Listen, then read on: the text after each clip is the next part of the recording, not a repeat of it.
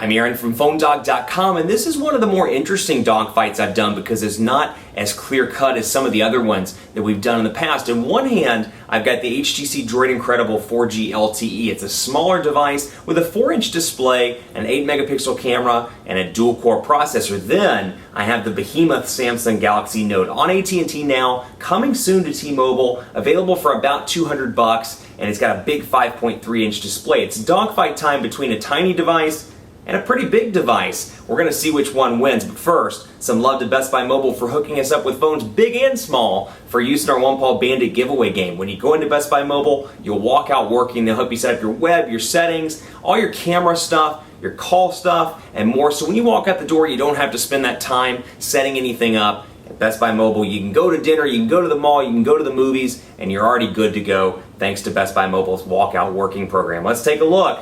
DROID Incredible 4G LTE, Samsung Galaxy Note. Let's see which one comes out on top in a dogfight battle. At first glance, they seem like two very different smartphones, and they really are when you look at them. You've got the HTC DROID Incredible 4G LTE over here on the left. It's Verizon's newest Android smartphone, or at least one of their newest ones. The Galaxy S3, I think, is a little bit newer, by about a week. But you know what? That's peanuts in comparison. In smartphone world, that's not that much. You got the DROID Incredible 4G LTE over here, the Samsung Galaxy Note over on the right side, an iconic device with a big 5.3-inch display. We call it a phablet because it borders between a phone and a tablet, so we think, why not call it both? It can be both. So, you're coming into this, let's say you got $200, you got $300, you're going to spend it on a new smartphone, and you're going to commit to it for 2 years. You're not sure, well, maybe I should go with a smaller design, the traditional smartphone form factor, or perhaps I should go with a 5.3-inch tablet phone because I browse the web a lot, or I watch a lot of music videos, or I use YouTube, whatever the case may be, something that will allow you to take advantage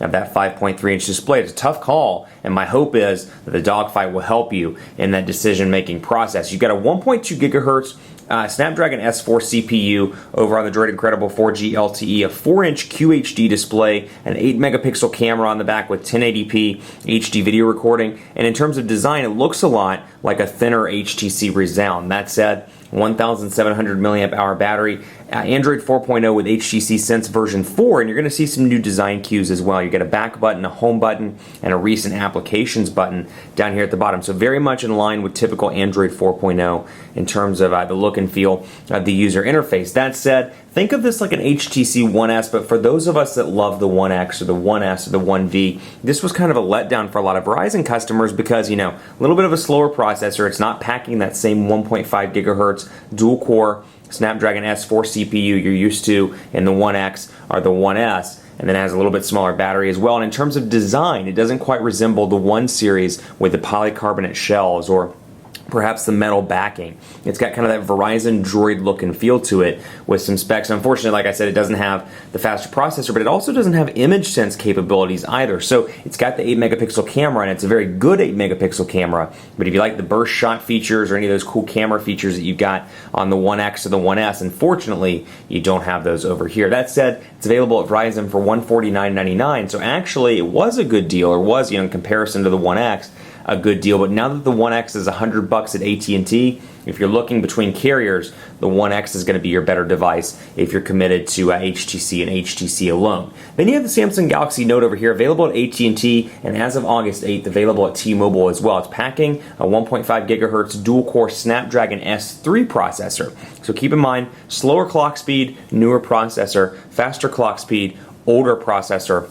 Over here, you've got a 5.3-inch Super AMOLED HD display over here, so an HD display at 5.3 inches, an 8-megapixel camera on the back with 1080p HD video recording. This has Android 4.0 as of right now with TouchWiz version 4.0, so no real changes to TouchWiz itself, but you're going to see some ice cream sandwich stuff. You're going to see the look and feel when it comes to fonts, when it comes to menu structure, as you can see here, when it comes to the notification bar, and more. But that is rolling out, and it should be rolled out to all Galaxy Note users in the US now, and of course the T-Mobile version will have that when it rolls out. It's available for $199.99 at AT&T, and I think it's going to be a little bit more expensive. I think $250 if I recall, at T-Mobile. So those are things to keep in mind. Price-wise, an older processor here. This definitely, when it comes to like equipment, this is an older device. When you look at the Snapdragon S3 processor in comparison to the S4 that's found in the Galaxy S3, it may be hard-pressed for a lot of people to pick this when you've got an S4 processor in the S3, an S4 processor in this, which is a much newer, and I can tell you from working with these devices, a much better processor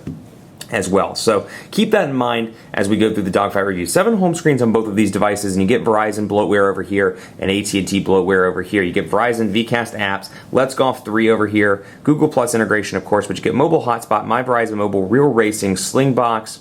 You get VZ Navigator, Verizon Video, VCast Tones, and more. Now, unfortunately, you can go in and see all of these, of course, through the Verizon Applications menu here, and it actually bundles together Amazon Kindle and MP3 and more over here. But unfortunately, there is no ability to remove the Verizon stuff. Over here, AT&T Navigator, ready to go. Crayon Physics, you got the Google Plus integration as a result of it being Android 4.0. Then you have YP Mobile, and then you have some new Samsung stuff. Coming with Android 4.0 on the Galaxy Note includes not only S Memo, but S Note as well, which we'll talk about in part 2, and you can use the pen that comes pre-installed on the Galaxy Note to take advantage of some of those features. Now, the AT&T stuff over here, at least in older versions of Android, could be uninstalled. Let's take a look here while I'm thinking about it and go to Applications, for example, and we'll go to AT&T Navigator, and we can uninstall the updates, but let's see if we can actually uninstall the application itself. And again, you can see the ice cream sandwich look and feel here. If you have this device or you've looked at it prior to the Android 4.0 upgrade, you can see the changes when it comes to the fonts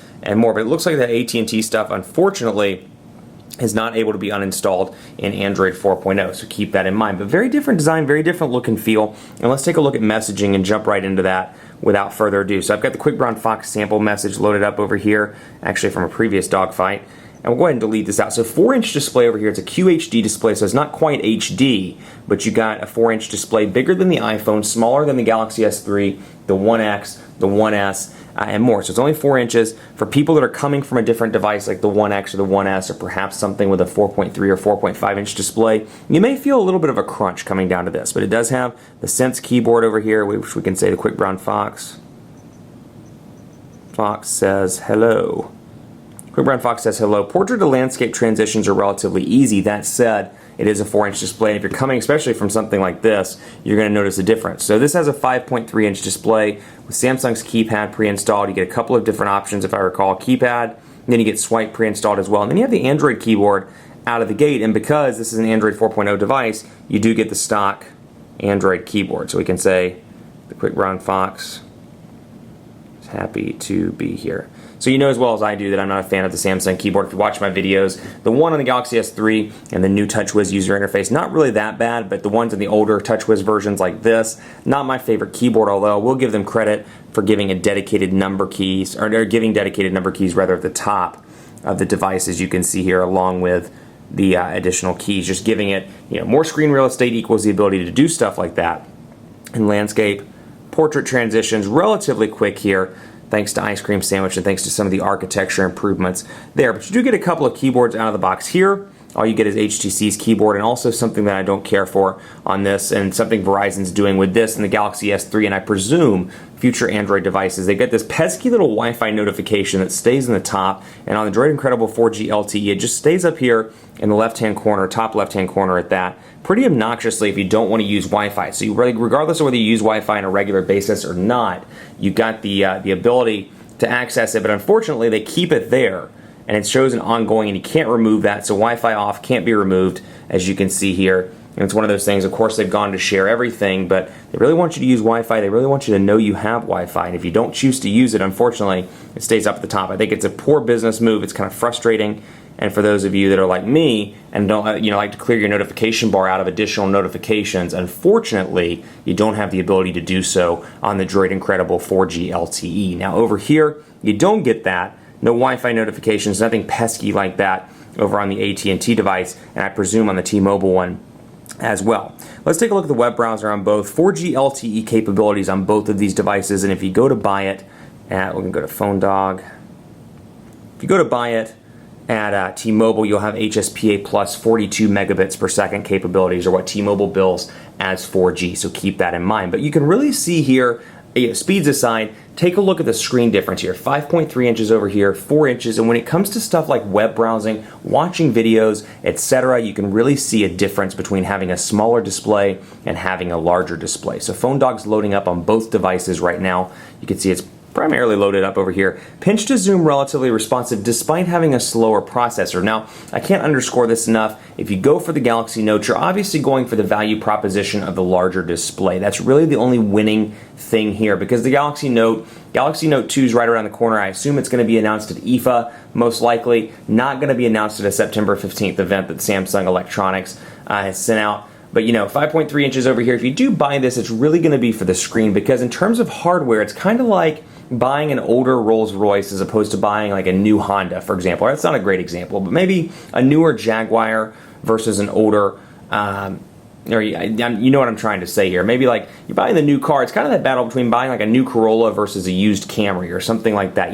Older specs over here, but you do get the value proposition of having the larger display. Newer specs over here, but again, you can tell it's kind of a cheaper device out of the gate. So that's something to keep in mind. Pinch to zoom responsive over here, and I can go up to the top and easily access my menu, and I've got the ability to quickly switch between tabs over here and go to add a new tab if I want to. And then once I have two running, you can see the bar here is relatively new to Android 4.0. And then I've got my tabs here, which I can easily scroll back and forth between the ones as I see fit. So all in all, keyboard, browsing the web, doing music videos, looking at YouTube, that bigger screen real estate is going to really make a difference over here on the Galaxy Note. If you're going for all-out speed, this device is a little bit faster.